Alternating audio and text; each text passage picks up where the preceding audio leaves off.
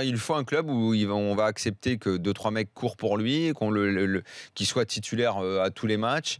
Et vraiment, il va se régaler. Lui, en plus, il va enfin s'éclater. Parce que finalement, dans sa carrière, il se sera éclaté qu'une seule saison. C'est quand même pas beaucoup pour un joueur de ce talent-là. Je suis pas d'accord avec toi. L'idéal, pour moi, ce serait qu'il aille dans une équipe de milieu de tableau en Allemagne ou en Espagne. Où il aura moins ce cirque médiatique autour de lui, moins de pression. Ce que je voulais pour lui, moi, c'est qu'il reste le chouchou en France. Moi, c'est ça que je veux pour lui. C'est pour ça que je ne l'envoie même pas. Évidemment, on pourrait imaginer en Espagne parce que ça lui convient le style. Non. Moi, je pense que ce gars-là a une sorte de petite histoire à former, à créer avec le public français. Ouais. Il a une bonne cote, il est aimé. Et ce gars-là, tu vois, il sera un peu à déjouer même les rivalités de club.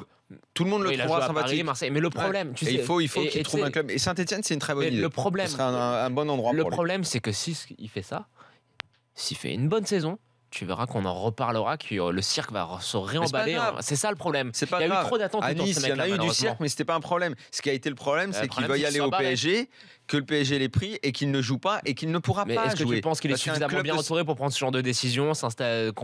Non, peut-être pas.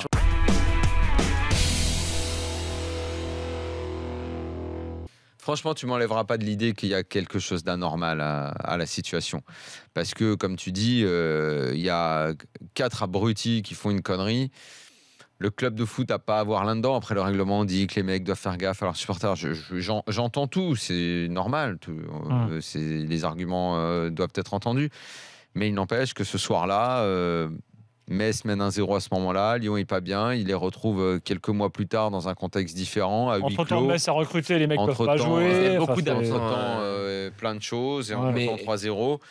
C'est un côté pas normal pour Metz, et Par contre, c'est gênant, il y a pas quelque chose qui vous gêne, vous, dans ce genre de bien sûr. C'est gênant, mais il y a d'autres solutions en plus.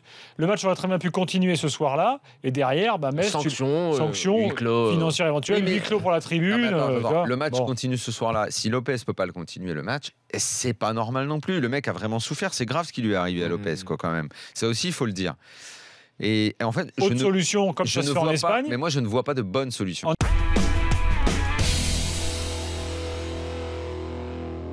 Il n'y a pas de priorité. Former des joueurs, d'offrir du spectacle. Ta priorité, c'est de faire le maximum. Et quand tu ne peux pas faire le maximum, tu descends dans les degrés de ton exigence.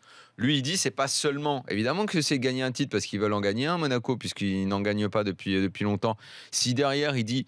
pas seulement, mais en plus, on peut former des mecs, proposer du beau jeu, et on est le dernier club qui représente la France en quart de finale. Il a raison, surtout. Jardim, il a raison. Il n'y a rien à redire à ce que dit Jardim. Je vois pas où est le problème. Je sais pas pourquoi ils se sont affolés là chez Team Dugat tout à l'heure là.